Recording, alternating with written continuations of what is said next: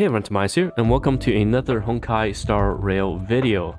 As you can see, I have just received a 5-star relic or gear drop, and let's go over how things are going to be completely different pre-level 40 and after level 40. As you can see, I'm currently level 40 and Equilibrium 3, and a lot has changed. Okay, this is I think where we enter the mid-ish late game of this game.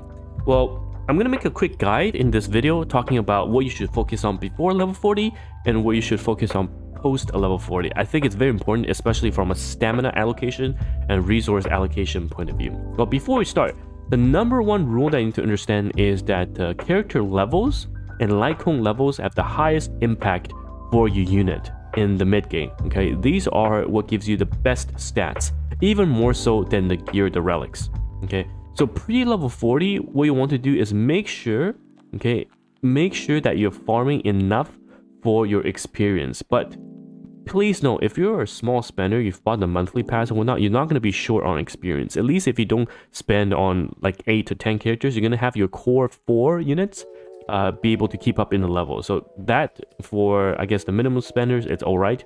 But for the characters, for the players that are not spenders or free to play, you need to think about allocating some resources into EXP in terms of character EXP and light cone EXP.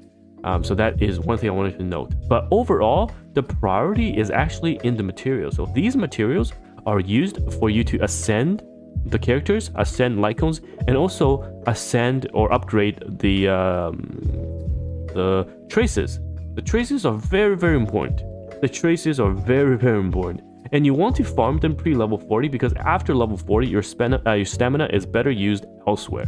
So as you can see, make sure you keep track of the traces you need, and you can head on towards the guide, and you can go into the survival index and farm those crimson, crimson calyxes. Farm those traces materials. They're super important.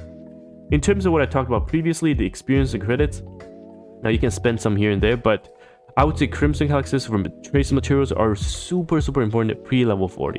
Okay, and in terms of the gear, don't farm the gear before level 40. Do not, because pre-level 40 you will not get these 5-star gears. So all you get is the purple ones, and you get enough purple gear from the stories, from opening chests as you progress through the story, that you don't need to touch any of these gear dungeons, the caverns of corrosions, before level 40.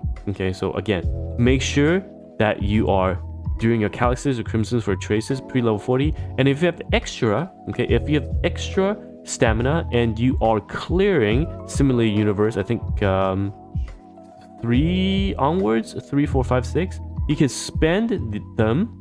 Double check, you can spend them. I know I've been farming Sim World 6. You can spend them to get 5-star of these inner 2 relic pieces. Okay, so these are these ones. If you go to your relics, go to these ones, okay, the ring system and whatnot. These you can actually farm pre-level 40 account level, and when you are, let's say, level 35 in terms of account level, your characters can actually be level 50, and that's more than enough to clear the Simulated Universe and farm those inner pieces, because these are super important. These are actually super important, and they still drop at the 5-star level even before your account reaches Equilibrium 3. Okay, so that's pre-level 40. You farm your trace mats, which is super important, and I unfortunately didn't do enough, so I'm gonna be a bit bottlenecked for that. Farm your relics, get your relics for free from the story. So these are all free. Okay, these are all free gear, and upgrade them to whatever you need, because you can do one set of upgrade and give them to your second team, right? You can give them to the second team that you'll be using in the Forgotten Hall. All right, and after you upgrade the free gears, any other stamina you can use to farm these Simulated Universe items. So that's pre-level 40. Post-level 40, things become very different. First of all, you actually want to start farming these gears. Okay, most people go the attack set, but I'm farming the quantum set for my Sele. And you want to farm gear to make sure you have a good set for your main team, and just start upgrading them, because as you progress, your tutorial will still give you some 5-star gear later on, but until then, make sure you've got a set for your main team, at least for a main damage dealer, for example Sele or whoever you might be using. And 5-star stats are pretty big. The 5-star stats are pretty important, so you want to farm that as your first priority. And after that, again, for the free-to-play players, farm experience and mats. Like I said many times in this video, character level and Lycon level will far more outweigh the gear stats initially. Okay, so you want to make sure that your core team can be level 60, or at least if you're doing 2 teams, your two main damage dealers are level 60.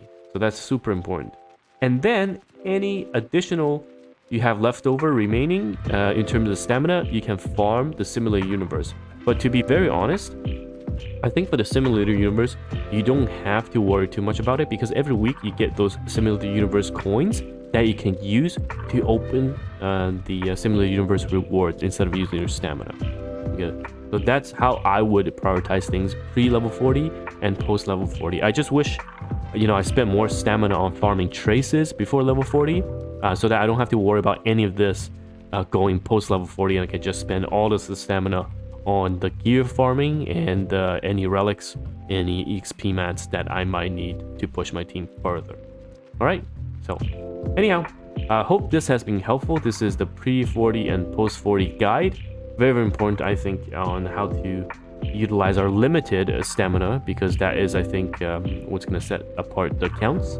And let me know your thoughts and how you get on. As you can see, post-level 40, every time you farm this relic, Crimson, Calyxes, you will always get a 5-star. So it's TimaeuSS, and I'll see you guys in the next video.